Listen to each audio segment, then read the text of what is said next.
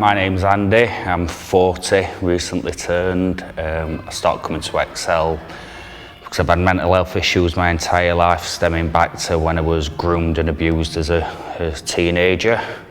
I've had a lot of downs, not many ups since then. Turned to drugs, cannabis to hide what were happening to me. And I've not been smoking now for 2.5 months, been coming to Excel for the same amount of time. Started off where, I would just go into somebody's house playing computer games, and very slowly over time, certain things start creeping in and were completely manipulated and led to believe what were happening to me were normal. And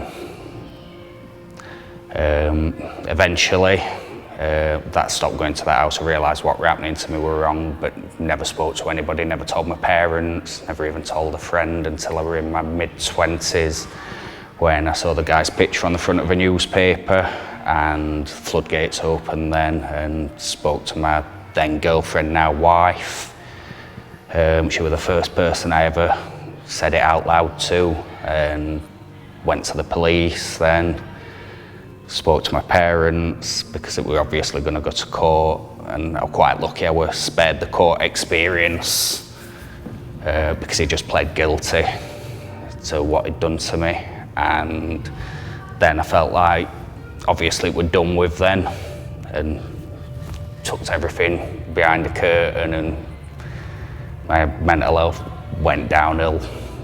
Again, quite a slow process. Before you know it, I were using cannabis quite heavily and self-medicating with that. Ended up on antidepressants, had a bit of a mental breakdown, which resulted in me being off work for 6 months.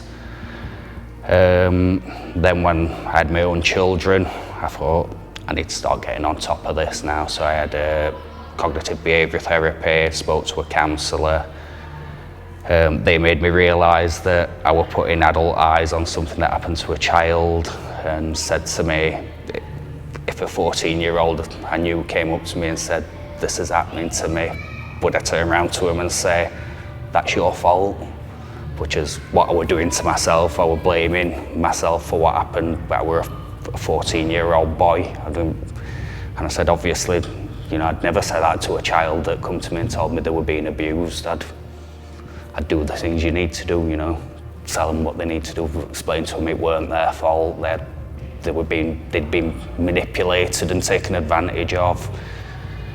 So I've been coming to Excel for 2.5 months now, and this is the best I've probably felt, apart from the obvious things like birth of my children and things like that. Best I've felt since I was 13 years old. More stamina, I'm smiling now. I never used to smile. I'd be walking around with a miserable look on my face, stressed all the time. My stress levels have dropped rapidly. I'm getting abs, which I like. I'm getting compliments about how much better I'm looking, and I just feel better. It's hard to put it into words how I feel, but it's just like going from being down there to up there. Just firstly talk to somebody, because that's what gets it started, and that's the scariest thing, to actually vocalise what's happening to you. But once you do, it starts a process, and it's not an easy process. You go through some pretty bad emotions, but once you come out the other side, it's indescribable, really. It's another world, and you realise there's so much out there to do, and just let yourself go, let yourself feel good. It's 2.5 months, just keep getting fitter, keep working hard, pushing myself to the limit every time, and I try and do that every class. I mean, if you see me after class, I'm a dripping mess. It's just, there's no buzz like exercise, and I never thought I'd ever hear myself say that. It's amazing. Wake up some mornings and, get out of bed wrong side, and you think, I'm not feeling it today, and sometimes you don't want to come, and they're the most important days to come. I've learned that.